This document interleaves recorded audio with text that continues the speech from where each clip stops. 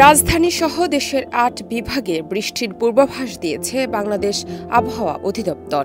এর মধ্যে কোথাও কোথাও ভারী বর্ষণের সম্ভাবনা রয়েছে।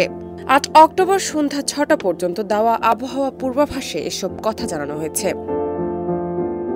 কেউ না বুঝলেও আমরা আপনার প্রয়োজন বুঝি, আর তাই তো অত্যাধুনিক ফিচার সম্বলিত বিভিন্ন সাইজ আর কালারের ২৫০টিরও বেশি ডিজাইন অপশন নিয়ে ওয়ালটন স্মার্ট ফ্রিজ বোঝে আপনার প্রয়োজন। বিজ্ঞপ্তিতে বলা হয়, রংপুর, ময়মনসিংহ, সিলেট বিভাগের অনেক জায়গায় এবং রাজশাহী, ঢাকা, খুলনা, বরিশাল ও চট্টগ্রাম বিভাগের কিছু কিছু জায়গায় অস্থায়ীভাবে দমকা হাওয়া সহ হালকা থেকে মাঝারি ধরনের বৃষ্টি বা বজ্রসহ বৃষ্টি হতে পারে। সেই সঙ্গে দেশের কোথাও কোথাও মাঝারি ধরনের ভারী বর্ষণও হতে পারে।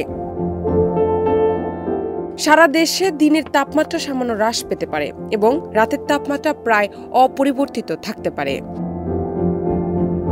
৯ অক্টোবর সন্ধ্যা ৬টা পর্যন্ত রংপুর, ঢাকা, ময়মনসিংহ, সিলেট বিভাগের অনেক জায়গায় এবং রাজশাহী, খুলনা, বরিশাল, চট্টগ্রাম বিভাগের কিছু কিছু জায়গায় অস্থায়ীভাবে দমকা হাওয়া সহ হালকা থেকে মাঝারি ধরনের বৃষ্টি বা বজ্রসহ বৃষ্টি হতে পারে।